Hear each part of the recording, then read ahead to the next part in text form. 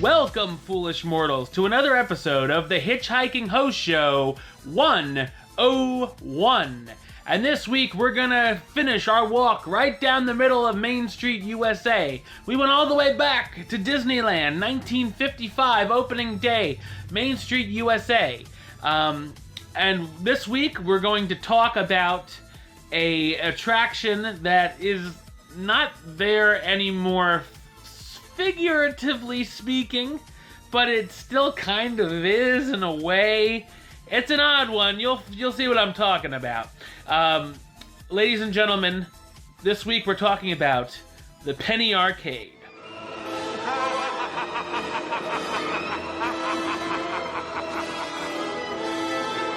When Disneyland opened on July 17, 1955, one of the buildings that stood out to many guests from the hustle and bustle of Main Street, USA, was the Penny Arcade. For just 1 cent, you could play some entertaining old-time machines. Over the years, the arcade portion of the Penny Arcade was downgraded. Some of the machines were removed. Although the facade outside of the space still says Penny Arcade, the items for the neighboring store, the Candy Palace, have taken over much of the arcade. You can still find some of the most famous machines spread out through the merchandise shelving. One of the most famous machines in the Penny Arcade is the Welt Orchestrion pipe organ. The self-playing organ was manufactured in 1915 and purchased by Walt Disney himself in 1953. Today the machine has been updated where guests can select what song the organ will play next on a keypad.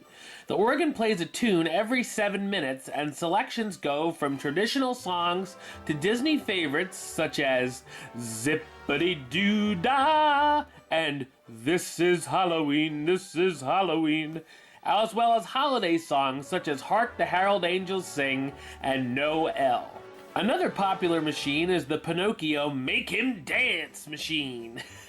By pressing buttons on the control console, you can make the puppet version of Pinocchio dance to the song I've Got No Strings. Oh, I was hoping he would dance to Now Watch Me Whip, Now Watch Me Nay Nay. Also, or the Gangnam Style. It's Pinocchio style. Ho, ho, ho.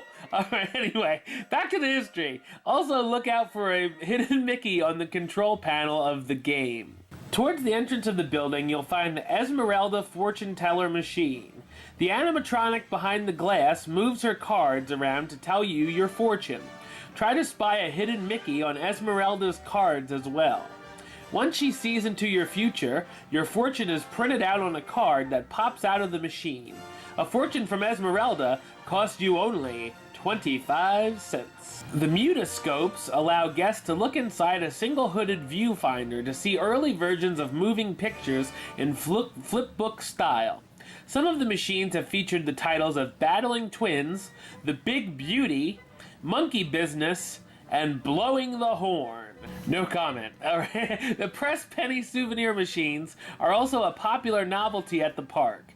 At one time, the Penny Arcade housed the most of these machines in Disneyland. For 51 cents, you can get an elongated souvenir pressed penny with one of your favorite attraction logos or characters on it. The machines can now be found spread out in various locations throughout the resort. Other popular machines from the Kiss-O-Meter and the True Grip Challenge can still be found in between the large lollipops and other candies for sale in the shop. You can also walk right into the Gibson Girl ice cream shop from the Penny Arcade entrance.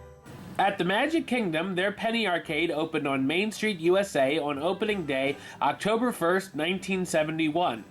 While the arcade lasted a few decades, on March 19, 1995, Magic Kingdom's Penny Arcade was eliminated and became part of the Emporium. You can find some of the games from the arcade today throughout the park at places such as the Walt Disney World Railroad Station and sports-themed games at Casey's Corner.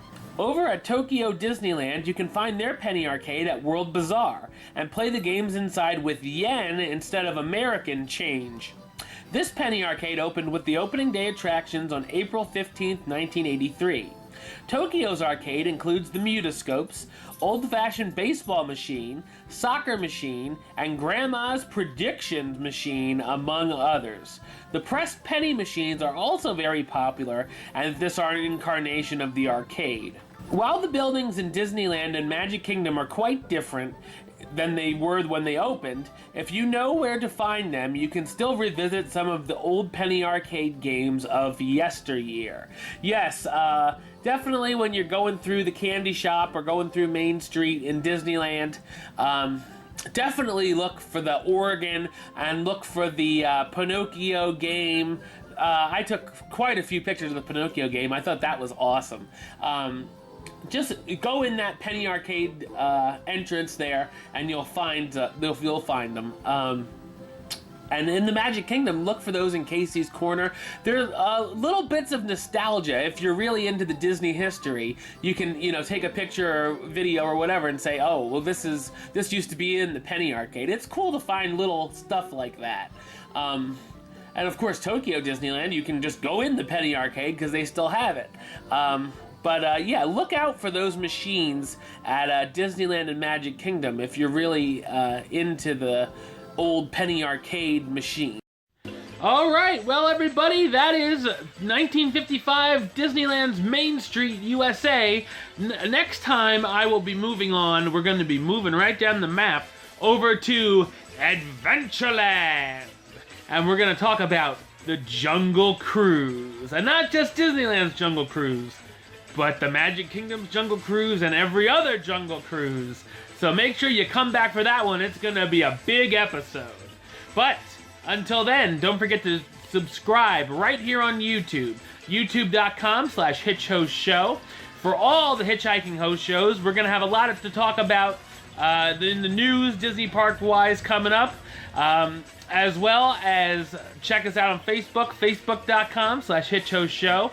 Follow the Twitter page at HitchHostShow and the Instagram at HitchHostShow. And if you want to listen to the show, or you are listening to the show, thank you.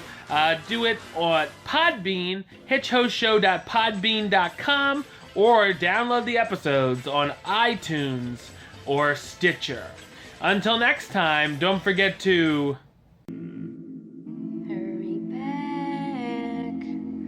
hurry back for the next episode. See ya!